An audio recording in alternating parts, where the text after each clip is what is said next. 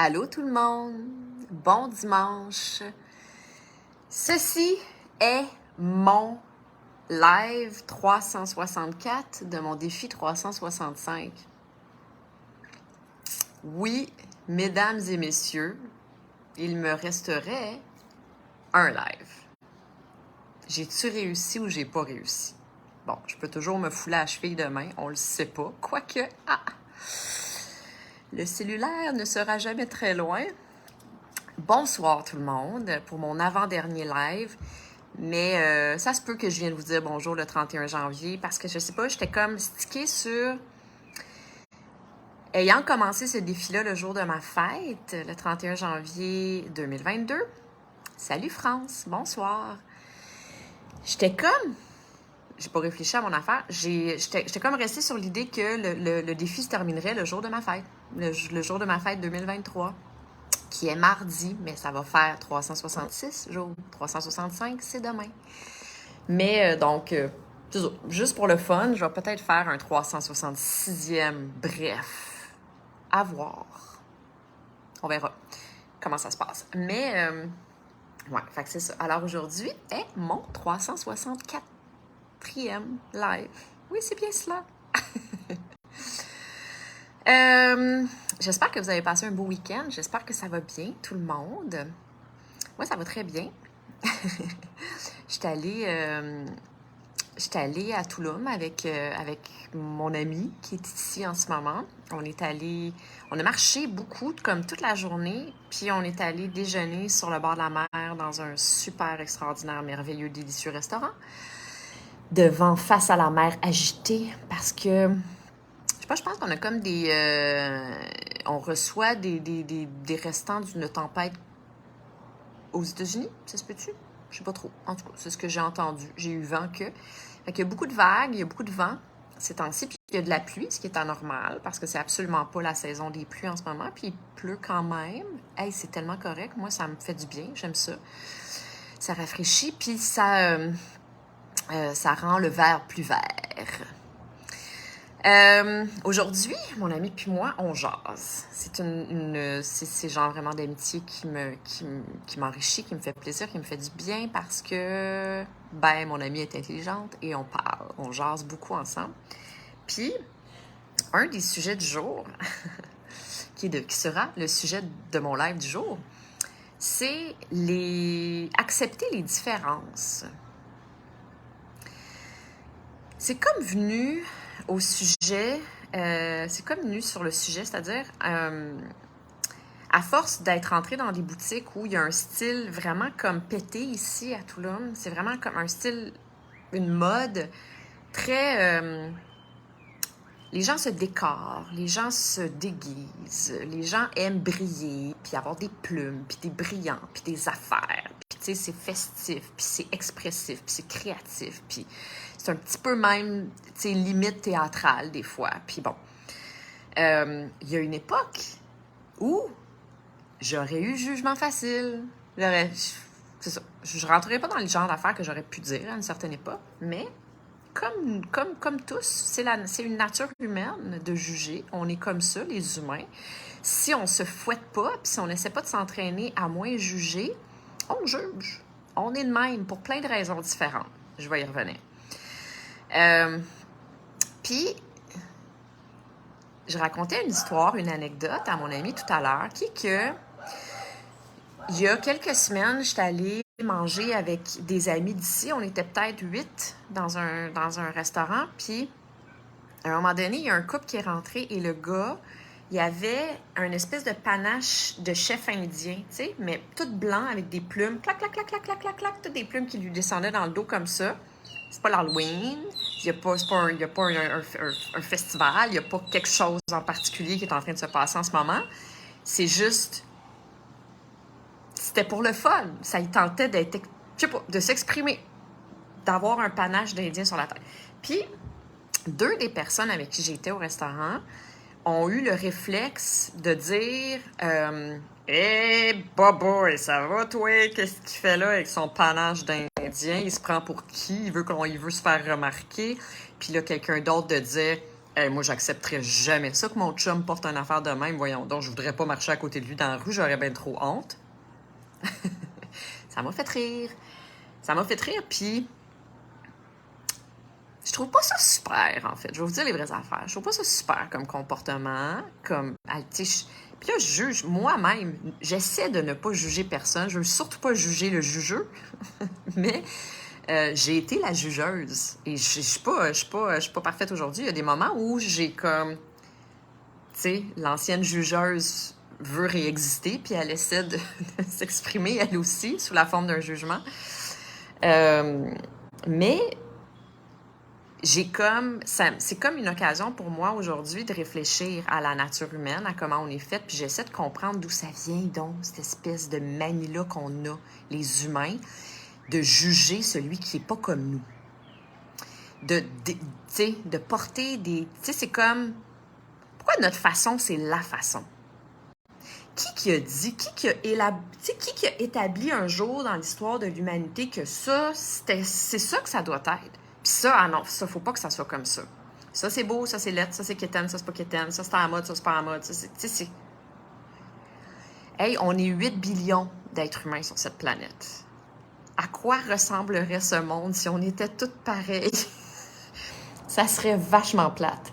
Ça serait vraiment boring. Tu sais, il me semble que c'est ce qui enrichit notre monde. Non seulement c'est ce qui enrichit notre monde, c'est ce qui enrichit l'humanité, mais c'est ce qui fait que, enfin, moi, je pense, quand on veut puis quand on est ouvert à ça, c'est ce qui nous permet d'apprendre plus. Si je fais un parallèle avec le voyage, voyager, à découvrir une nouvelle culture. C'est pas tout le monde qui voyage dans le but de découvrir une nouvelle culture. Il y a beaucoup qui voyagent tout simplement pour aller boire de la bière à midi sur une plage, ça se peut, ou à 10 heures dans un bar d'hôtel aussi. Mais il y en a qui voyagent dans le but de découvrir une nouvelle culture, puis d'apprendre de nouvelles choses, puis de réévaluer, de prendre un pas de distance face à ce qu'on connaît, nous, puis de voir qu'est-ce qui se fait ailleurs dans le monde. Ça se pourrait-tu qu'on ait à apprendre de nos voisins, tu sais, des étrangers? Est-ce que ça se... Tu sais, tout ça. Moi, c'est pour ça que j'aime voyager. C'est ce qui me fait triper le plus. C'est de savoir comment les autres êtres humains sur cette planète vivent, comment ils fonctionnent. Tu sais, qu'est-ce qui se passe, tout ça. Fait donc, en bout de ligne, c'est ça. Le sujet du jour, c'est pourquoi donc on juge autant? Pourquoi qu'on est juste comme pas capable d'accepter la différence? Pourquoi qu'on n'est pas capable d'accepter les choses qui sont pas comme nous, les choses même qu'on comprend pas à la limite? On n'est pas obligé de comprendre. On n'est pas obligé de comprendre pourquoi il est comme ça. Pourquoi que le gars il avait envie de se mettre un panache d'Indien sur la tête cette journée-là? Ceci dit, moi, je trouve ça très cool, en fait. Très cool. Puis ça m'inspire. En fait, je trouve ça très inspirant. Parce que le gars, clairement, là, moi, je suis convaincue que c'était pas pour se faire regarder et se faire remarquer. Il s'en fout. Il fait juste s'en foutre de ce que les gens pensent de lui. Écoute, probablement que il a même pas ressenti tout le petit blou-blou-blou qui se passait en arrière de son dos, dans la table d'en arrière, le monde qui le jugeait. S'il a osé, un mardi soir, pas rapport, mettre son panache d'Indien, il s'en fout! Il s'en fout complètement, puis moi, je trouve ça inspirant. Qu'est-ce que, tu sais, en bout de ligne, puis c'est un petit peu ça que j'avais tantôt comme conversation, on a tendance à dire... on a tendance à dire, ouais, mais tu sais, s'il s'habille de même, là, c'est parce qu'il veut se faire remarquer. Puis si tu mets ça, toi, si tu décides de mettre ça, assume que tu vas te faire regarder. Ouais, puis qu'est-ce que ça peut me faire de me faire regarder, juger? Honnêtement, qu'est-ce que ça peut me faire?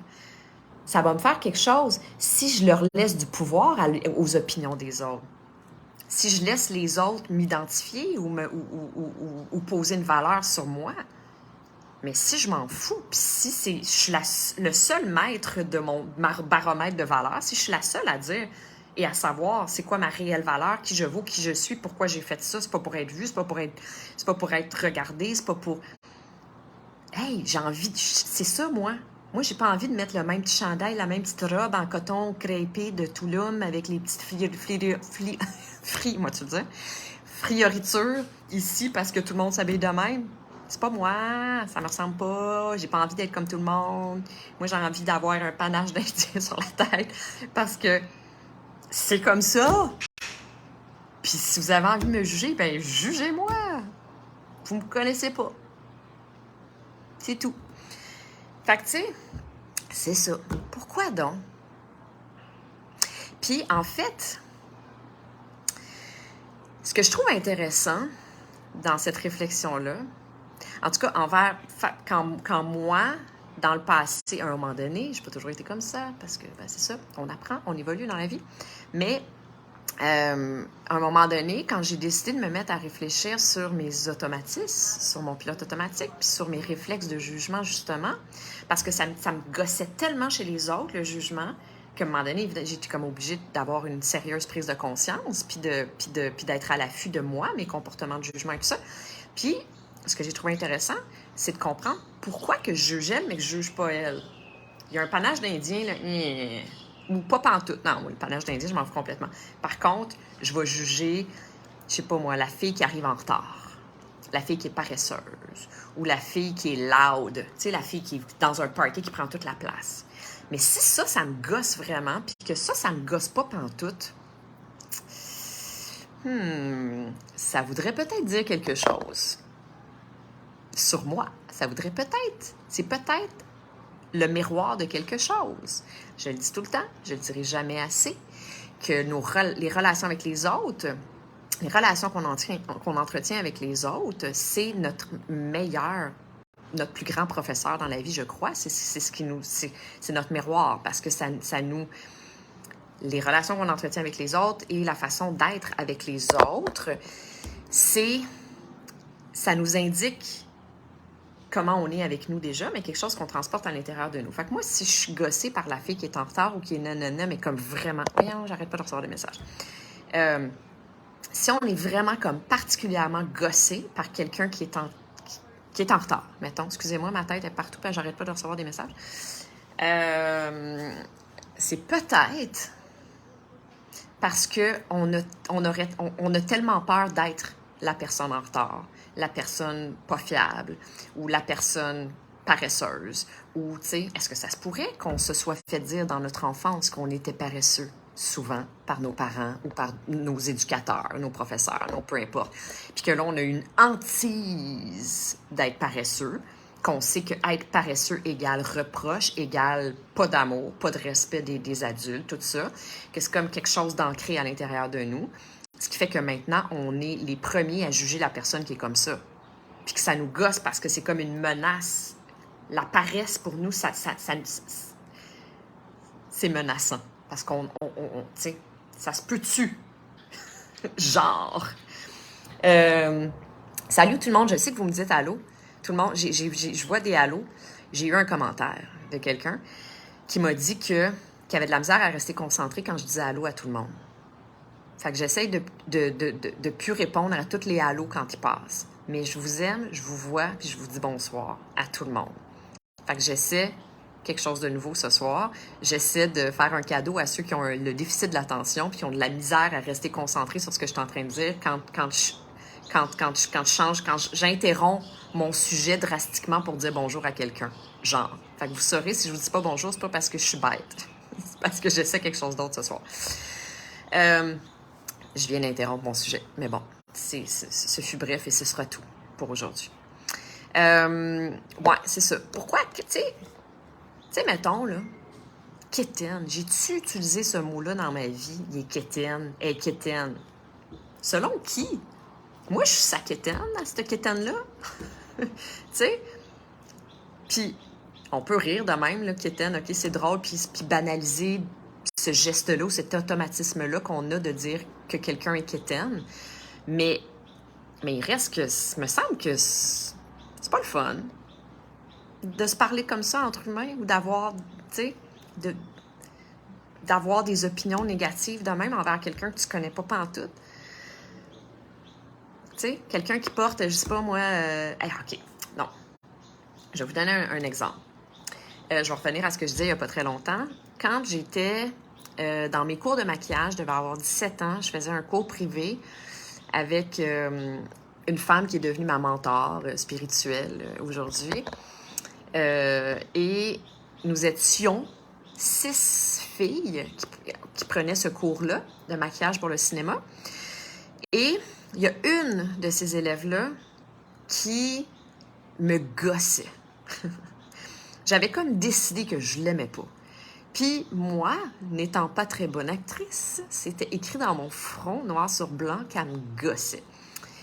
Puis ma prof, une de mes deux profs, qui était ma mentor dont je vous parle, m'avait pris en retrait, puis elle m'avait dit « Émilie, si t'es gossée, si elle vient te chercher cette personne-là autant, d'une façon comme viscérale, quasi, ça indique quelque chose sur toi. Est-ce que ça se pourrait que tu transportes un petit peu de ce qu'elle est, puis que ce soit quelque chose que tu n'aimes pas de toi-même? Est-ce que ça se pourrait que, tu sais, genre... Et moi, mon automatisme d'adolescence, ça avait été de faire « Hey, ça va chose, moi, j'ai pas des faux ongles, je suis pas tout le temps avec mon cellulaire de même, mon gros rouge à lèvres qui dépasse, puis je suis pas quétaine, elle est quétaine, puis elle est superficielle avec sa grosse voiture, puis son... » OK, ça, c'était moi qui jugeais la personne, en catégorisant la personne comme étant mauvaise. Avoir des faux ongles, c'est quétaine, c'est laid, c'est de mauvais goût. Avoir son cellulaire, c'est être superficiel. Porter du rouge à lèvres comme ça, c'est laid, c'est quétaine, c'est de mauvais goût. Nanana.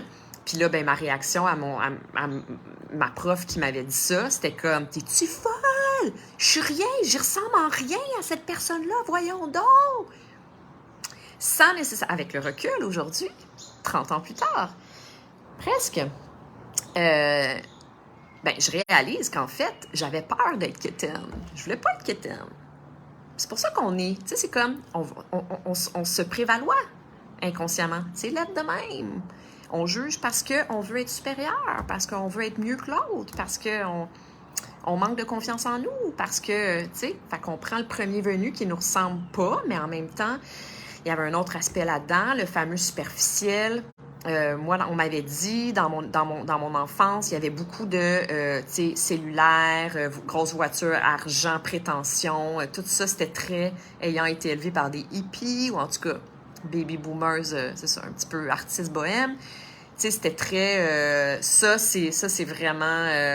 c'est white trash, puis c'est de mauvais goût, puis c'est quétaine, puis tu veux pas être ça. Fait que c'était comme une menace. Moi, il fallait surtout pas que je sois cette personne-là, tu sais. Genre, avec le recul aujourd'hui, là, je trouve ça laid. Ces réflexes-là qu'on a, les humains. Premièrement, je la connaissais pas, cette personne-là. Elle vient d'ailleurs. Elle était latine.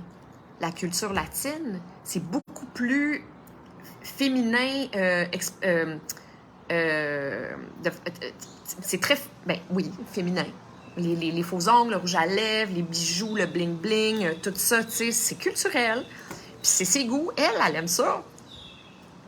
Moi, c'est pas dans ma culture ou dans mon, tu sais, dans mon cheminement de vie, là, ben c'est pas venu à moi, ce style-là. Puis ça, ils sont foutus, on est tous différents, on veut tous être différents. C'est ça, la richesse de ce monde, tu sais. Ça vient d'où, cette espèce de manie de ça, c'est bien, ça, c'est pas bien? Mais surtout... ma réalité, c'est la réalité. Ça devrait être comme ça. Ma façon à moi, ça devrait être la façon. Pourquoi toi, tu détiens la vérité absolue? Pourquoi moi, je détiens la vérité absolue? Regarde donc. Puis on est tous comme ça, là. Il y en a des filles que je vais juger, qui vont me regarder, puis qui vont me juger, qui vont me renvoyer exactement le même comportement. Fait qu'on se fait ça, nous, entre humains. On se fait en cachette à notre ami de même. C'est pas sain. Pas le fun. C'est pas positif. Tu sais?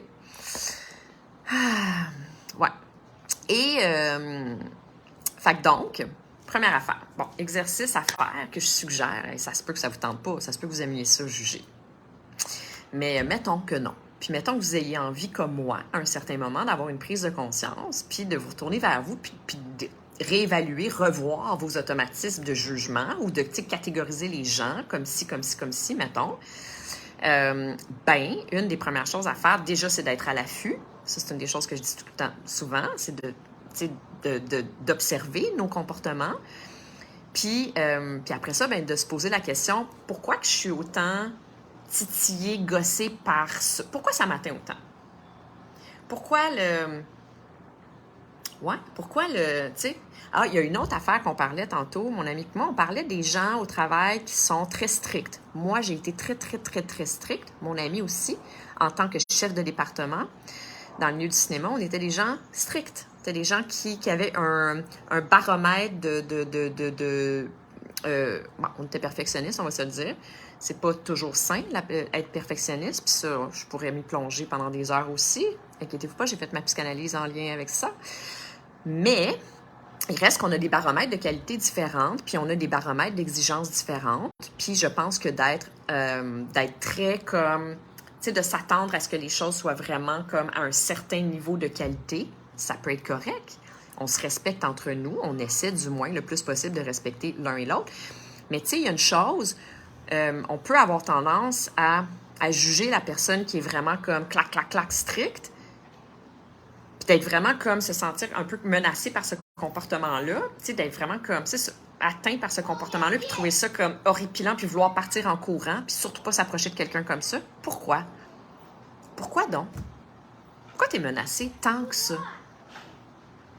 Est-ce que c'est parce que t'es inconfortable dans la possibilité d'échouer, dans la possibilité de ne pas atteindre ce niveau de qualité-là?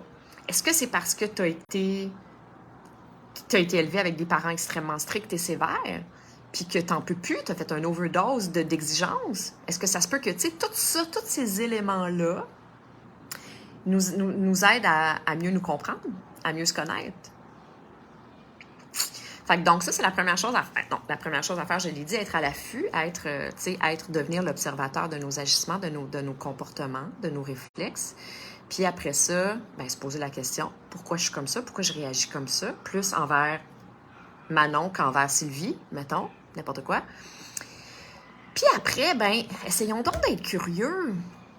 Essayons d'être ouverts à la différence. Essayons de se dire, hey, peut-être qu'elle a quelque chose à m'apprendre, la personne. Je vois tellement de monde étant au Mexique en ce moment, dans un pays où les gens viennent en vacances. Il y a des gens qui viennent ici avec zéro curiosité envers la culture qu'ils visitent. En fait, ils réalisent même pas qu'ils visitent un pays avec une culture différente. Oui, probablement, là. Mais, tu sais, ils sont zéro c'est zéro au programme de la semaine, là. Tu sais, aller manger une chose qu'ils n'ont jamais goûtée, aller dans un musée. Il y en a beaucoup, là, ceci dit. Je fais juste dire qu'il y a des gens qui... Puis, ouais, fait que j'observe ça, puis je suis comme... Mais pourquoi, tu sais, c'est comme aller dans un pays différent puis s'attendre à ce que ce soit exactement, que toutes les choses soient pareilles que chez nous. Hey, il faut qu'il y ait un Starbucks. Il faut qu'il y ait un McDo. Hey, si c'est une scène de plus cher, ou bien si c'est, tu sais, puis on n'apprend pas la langue, puis il y a besoin de parler l'anglais, le dude au magasin, parce que, hey, l'anglais, c'est la langue universelle, puis, tu sais, toutes ces affaires-là. Pourtant, c'est tellement enrichissant de... Excusez-moi, j'efface, je banne. Pourtant, c'est tellement enrichissant d'aller voir ailleurs, de découvrir des nouvelles choses, tu sais, me semble. Puis après ça, ben, dans différentes pas, là, si on sort du contexte culturel, puis visiter un différent pays, mettons, quand quelqu'un est différent, quelqu'un a un agissement différent, que ce soit il est en retard ou il semble paresseux selon ton point de vue à toi, selon ton analyse à toi. Peut-être essayer, avant de juger, si on est capable, d'être assez à l'affût de nous-mêmes et de nos comportements, de nos réflexes pour s'accrocher au vol, puis de se demander, ben en fait, d'essayer de se mettre dans les souliers de l'autre, l'espace d'un moment. Puis de se dire, hey, ma vérité à moi, là, en ce moment, mes croyances et ce que je pense être, ce que ça doit être, est-ce que tout le monde, tu sais, la vérité absolue, bien, peut-être que si je me mettais dans les souliers de l'autre, l'espace de quelques secondes, minutes, je réaliserais que pour cette personne-là, là, c'est complètement différent. Sa vision de la situation en ce moment est complètement différente. Lui, il vient de vivre ça, il sort de là, il est en retard parce que c'est le dernier de ses... Pas que c'est le dernier de ses soucis d'une façon irrespectueuse, mais parce que, je sais pas, moi, il est en train de sauver des vies dans un hôpital, ou bien son enfant, il y a 6 garderies à faire parce qu'il y a 6 enfants, je dis n'importe quoi. Mais, là, il y a plein de messages qui pop, plein d'affaires. Bon, désolée. J'ai quelqu'un qui m'a dit tout à l'heure, il faut absolument que tu enlèves les messages. Mais bon, mon défi finit demain. Fait que... Ouais, fait que donc, se mettre dans les souliers de l'autre l'espace de 3 secondes. Puis se dire, j'ai peut-être quelque chose à apprendre de moi. Qu'est-ce que ça dit de moi de réagir aussi comme gossé que ça face au comportement ou au style ou peu importe à ce que l'autre est, tu sais, déjà. Puis ensuite, apprendre de la différence, apprendre par la différence, puis être ouvert, tu sais. Le gars avec le panache m'a finir comme ça.